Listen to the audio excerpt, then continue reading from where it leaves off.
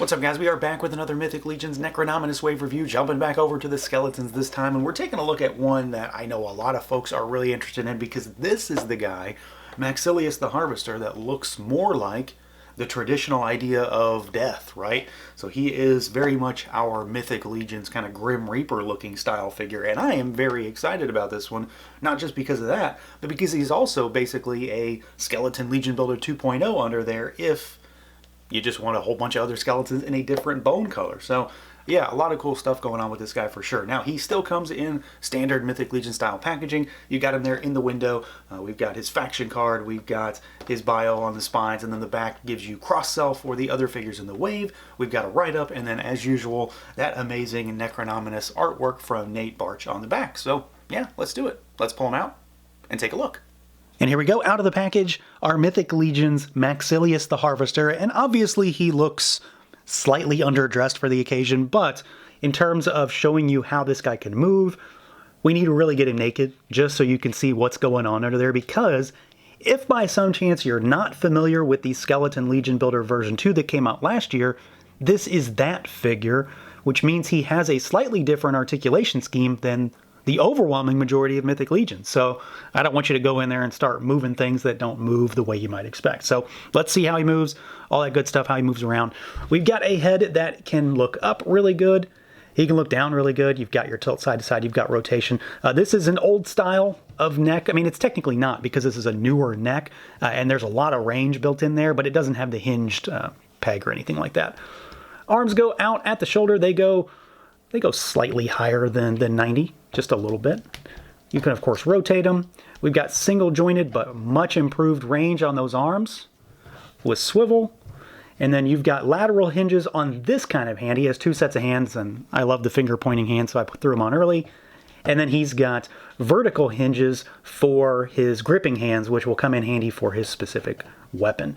Now, being a Skeleton Legion Builder 2.0, or V2 rather, body, that means he has a ball peg that goes up into his torso, and it's right up in there. It's in the rib cage. So he goes backwards only slightly, but you can get him to go forwards a decent bit.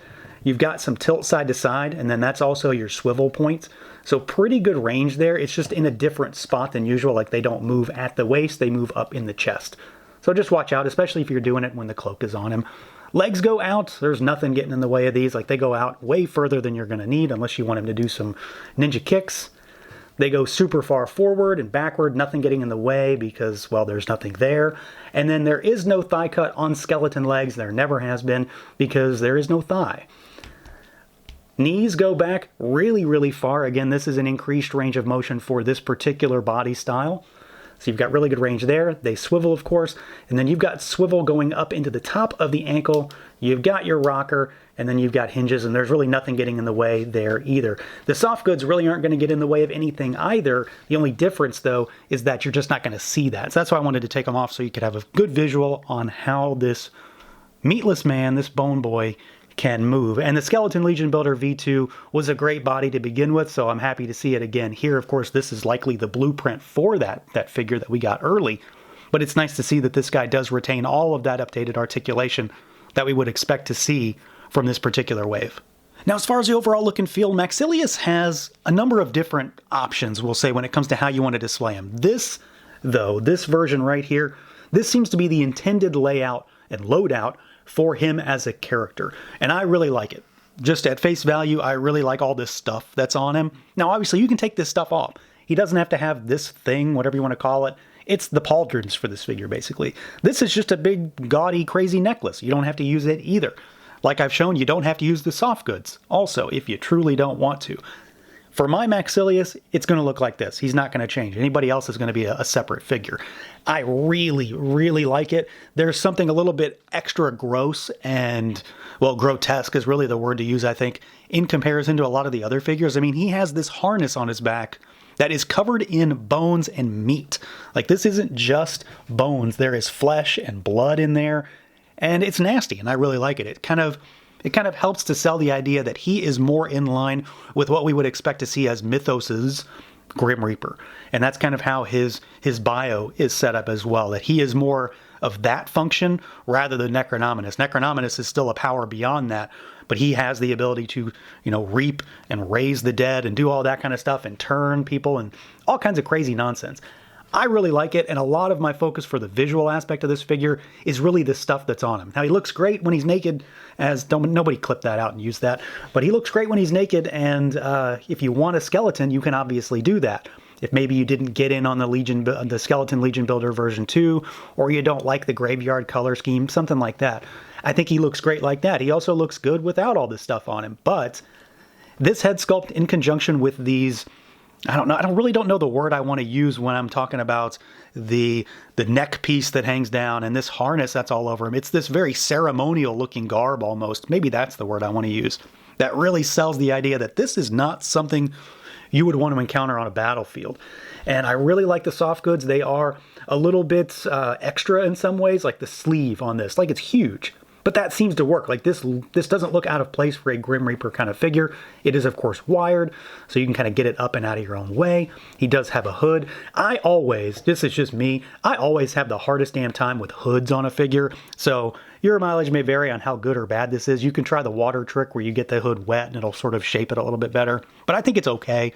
It still sits nicely, and it is, of course, wired around the opening, so you can, cinch it a little bit shut, have it more open if you want, or showcase some of this crazy head sculpt, because, the head on this guy is one of the most unique aspects of him. It's certainly not anything we've seen anywhere else. He has no eye sockets, which I think is, well, I don't know how skeletons are supposed to see to begin with because they don't have eyes, but he has no way to have eyes, which I think is pretty neat. He also seems to have about 8 billion teeth in his head. Like, there seem to be a lot more teeth in there than average, or certainly more than any humanoid creature should have. There's a lot in there. Maybe I don't know my anatomy as well as I think I do, but he is a gnarly looking creature underneath that hood with all of these cracks and just this striation that runs through the skull. It's really neat. In person, I like the way he looks a lot more than I expected to. I was always very much on board, but seeing all this stuff in hand, I think it enhances my enjoyment of this figure. This thing in particular, again, you don't have to use it, but it looks really neat. Again, it adds a little bit more ceremonial aspect to it. It looks gnarly. There's a bunch of weird looking bones in here that I can't begin to place. Like, what is this from? What bones are these? What are these intended to represent, if anything, right? And then you've got this harness on him, and this again takes the place of pauldrons for this figure, so you don't have to use it, but they really help sell the idea of him being this, emissary or harbinger of death in many ways. But all of the red feathers look really great. I'm assuming and taking them to be that they're soaked in blood is what I'm assuming them to be. That's certainly what it looks like. And then he's got blood that's pouring out of the bones. You can see the remnants of like meat and rotting flesh in there. So there's various types of bones. These look to be like jaw bones from a horse or something. There's hip bones in there, things like that. And then you've got this like, I guess we'll say a harness type piece that holds it all together. But he's a really cool looking figure. In some ways, he kind of seems like he's a little bit more basic than others because you don't see 90% of the figure if you've got him fully kitted out. But with all this stuff on him, he looks evil and nasty. And then again, if you want to nude him up, you can just take all that off and have a completely naked skeleton in this specific bone color to add to your ranks. Now, as far as accessories goes, MAXILLIUS does and doesn't have a lot of stuff. This is one of those figures that's kind of in a middle ground because he has a lot of stuff that can be put on him. It's pretty integral to his character design by all accounts, but you don't have to use it. So, some of this stuff could be considered an accessory depending on your point of view. So he does still have a lot of extra stuff that goes beyond just the base figure. You've got the necklace thing, if that's what we're going to call it. We've got the harness that's covered in meat and bones. You don't have to use it, but he looks rad with it. He does have extra stuff that we would consider traditional accessories, though. So he's got extra hands. Like I mentioned, because I've already got him on there, he's got the gripping hands, and then he's got the pointing finger, which for this guy, I think is a great inclusion. It's a small thing, but him being able to point at somebody, I think is very foreboding and evil and brooding. We've got an extra head sculpt here, so this is just a more standard style of skull. It's done up in the Necronominus style of bone color. It doesn't have, the crazy Lacko eyeballs and eye sockets rather than anything. No movable jaw on this. This is just a regular skull. So if you want to have maybe, we'll say a more traditional Grim Reaper kind of figure, take all this stuff off of him, you'd probably want to use this. we get the hourglass accessory here, which this one kind of makes me think about like the timekeepers that the Horsemen did years and years ago in those were Gothotropolis figures, I think. But this, of course, very much goes along with the idea of him being some sort of personification or representation in this story, in this world of death. So you got this big old thing. This is a very big accessory with a lot to it. There's obviously a lot of different parts that go into making this. So that's pretty neat. But obviously, the big accessory, both literally and figuratively, is his scythe. So this, of course, is not quite as gaudy or ostentatious as Necronominus is, but it looks really good. It's very much more in line with a traditional scythe or a sickle or something that death would come with. So just a wooden handle. You've got an additional handle here, some beaten up bronzy gold color for the actual connection to the blade, which is also very much dinged up and nicked and beaten and battered. So he has done some reaping in his days for sure. And it's also enormous. Like, it's also very huge. It's a big old weapon. So I'm really happy with what he comes with. Again, in some instances, it doesn't really seem like it may be a lot, but ultimately, like at the end of the day, I'm not sure I really needed more than just the scythe. That is what I want to see with a figure like this. And I think ultimately here, they delivered pretty well, especially if you take all of this other stuff that you can bolt onto his body into consideration. So yeah, overall, I'm really happy with this guy. There are, of course, a number of ways you can utilize him. You can have him all decked out with all the stuff all over him to make him look like this supreme sort of personification of death. You can make a more traditional Grim Reaper kind of figure. Or if you want just a bunch of skeletons in this particular bone color, it's basically a Skeleton Legion Builder version 2. It just happens to be this color. So you've got options when it comes to taking all the stuff off or leaving it on him. It works really well just to be a little bit more versatile than just a really cool looking skeleton guy that happens to have a black robe.